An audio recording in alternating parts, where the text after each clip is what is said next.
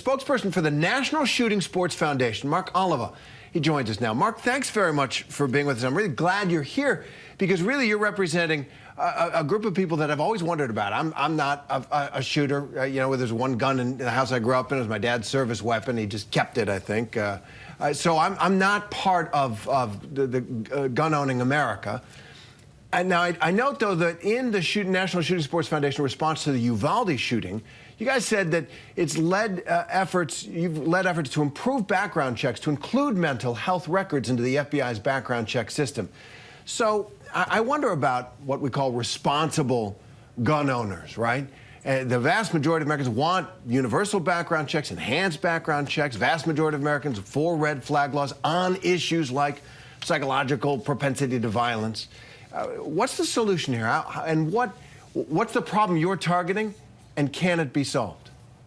Yeah, so I appreciate you having me on today and the opportunity to speak to this. And we have been at the table with this. And we talk about the improvements that the National Shooting Sports Foundation has been at the lead trying to improve the background check system to make it more effective. After 2013, we realized that not every state was submitting all disqualifying mental health records to the FBI's National Instant Criminal Background Check System. So we worked with those states, and we changed the law in 16 states to get them to submit those records. And in 2018, we worked with Congress to get the Fixed NICS Act, which was named after our program. And we worked with Senator John Cornyn, probably your most pro-Second Amendment senator in the Senate. And then on the lead on the Democrat side was Senator Chris Murphy, probably your most pro-gun control senator in the Senate. And these two were able to find a common ground. And this is what common ground looks like. Working to make sure that the background check system works the way it was intended. Since we started our program, there's been a 270% increase of submission of mental health background records that would disqualify people who should never have those guns in their hands in the first place. We're continuing to work on those programs. And with that kind of spirit, we want to work with Congress. We want to work with anybody who's willing to sit at the table to talk about viable solutions that are going to be able to resolve these types of incidents while respecting the rights of law-abiding Americans to be able to exercise their Second Amendment rights. Which is a very fair point, and which brings me just to the AR-15s. Let's talk about these weapons specifically. They are often at the center of these mass shootings, as you know. It was the weapon used to slaughter those 19 kids and 2 teachers in Uvalde. 11-year-old got his hands on that today, and now we discover in this shooting yesterday in Tulsa, the suspect, Michael Lewis, also used the same type of weapon where 4 people died. Why shouldn't there be limitations of some type when it comes to buying these specific types of weapons? So I think the question that we're really asking here is, are we willing to curtail the rights of law-abiding citizens? The AR-15 is a semi-automatic rifle that operates in much the same way as my duck hunting shotgun. It fires one trigger pull for 1 round that's expended. It is much different than the rifle I carried in the Marine Corps. You see the flag behind me has a Marine Corps emblem. For 25 years, I served in the Marine Corps, but the rifle I carried in the Marine Corps was an automatic rifle. You could pull the trigger and it would shoot 3 rounds every time you pulled that trigger. The rifle that I have in my gun safe today is not the same rifle that I carried. So I think when we're talking about, trying to make hardware bans, we're not really addressing the issue. Obviously, the crimes that we're seeing committed here are the crimes of irrational and deranged people. Again, I've carried a rifle in war. I've been shot at. I've returned fire to the enemy. I have guns in my home.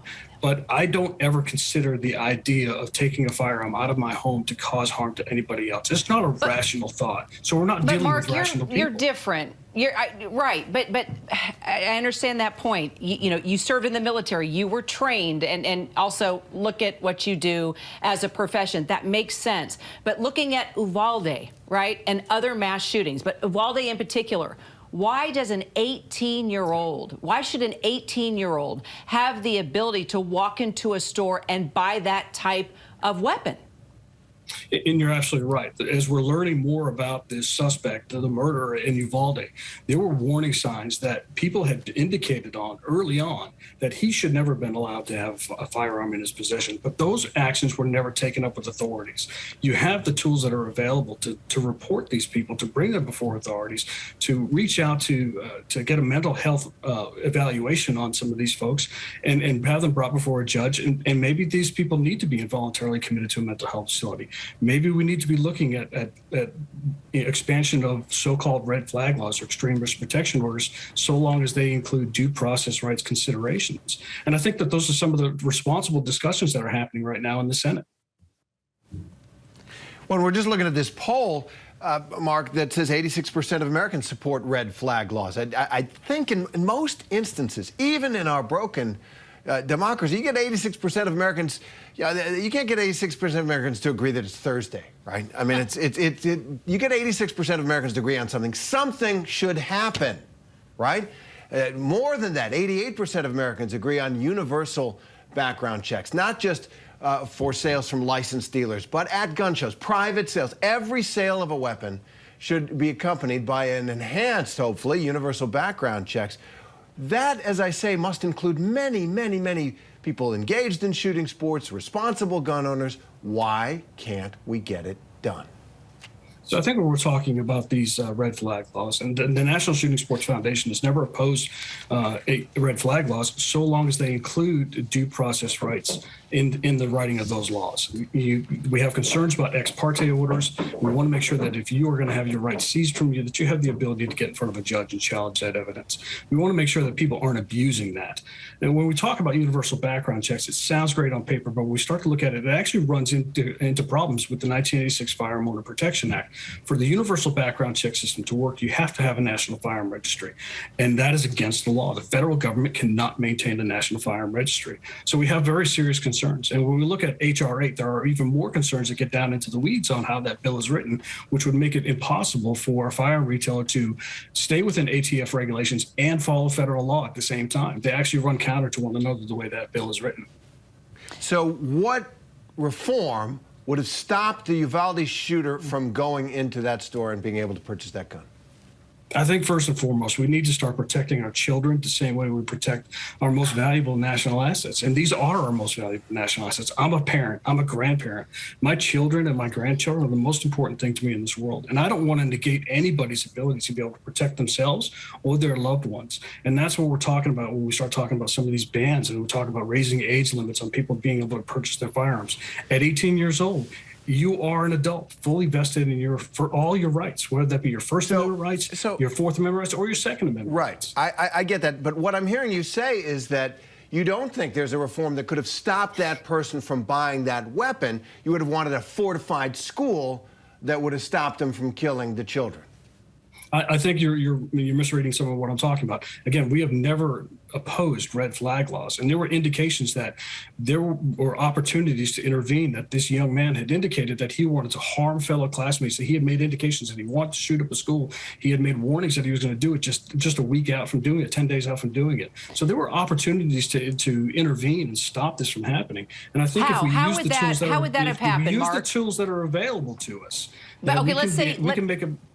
With all those records, and we're not meaning to be combative here, but in all honesty here, let's say you had all those warning signs, right? Should all those warning signs be put into a data system so that way when a young man like the Uvalde shooter walks into a store on a day he's ready to shoot up a school and can just easily buy this gun, that somehow within the system when his name and his age and his birthday is put in to purchase this weapon, that we would see that the gun store would see these red flags? I mean, be specific. What would have stopped? If all the warning signs were there, what would have stopped him from buying that gun?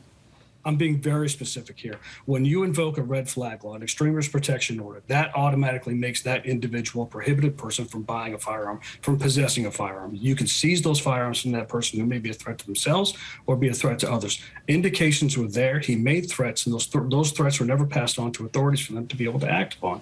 That would have stopped him from being able to purchase those firearms. Right. And I wonder, these threats happened on social media. He was on social media issuing these violent threats. He was on social media bragging about even sharing his torture and killing of animals. And I wonder if you'd think it would be right for social media companies to red flag people like that. I've said this before. Look, if I'm buying a sofa, I click on one sofa online instantly. My junk email, my junk texts, every web page I click on, my social media, nothing. I see sofas. Why can't, if somebody's talking about torturing and killing animals, or issuing violent threats online. Why can't they flag me to merchants? Why can't they flag this kid, somebody like this kid, to the police, to the courts? There's nothing that ever stops the social media companies from contacting local police to let them know that this is happening and this is occurring. So it's very valid. You see, I'm here at the table having this discussion with you. I'm willing to engage with people who have very strongly held beliefs that run counter to my own. I think that's where we need to start. But I don't see anybody from the social media companies sitting here having the same debate. I'd like to see you, Mark, get in there and debate those social media companies. Knowing you, you'd be able to get something done. Let's hope. Mark, thank you so much, Mark. Appreciate it. Thanks for having me today.